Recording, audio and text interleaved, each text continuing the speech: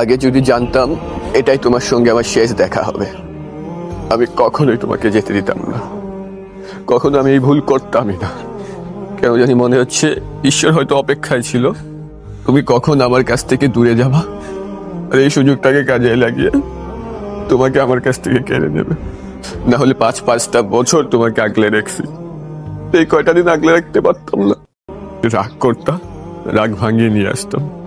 অভিমান করতাম, ভালোবেসে নিয়ে আসতাম। বিচ্ছেদ হতো, কোনো না কোনো দিন হলেও তোমাকে আবার ফিরিয়ে নিয়ে আসতাম।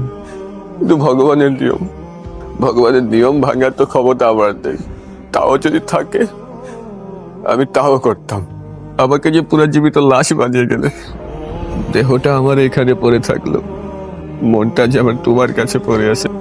আমাকে কি আর জান বলে ডাকবা? আমি তোমার অপেক্ষাতে থাকবো। আমার দ্বীপ আবারও ফিরে আসবে। প্রতিটা জন্মে আমি তোমার হয়ে থাকবো।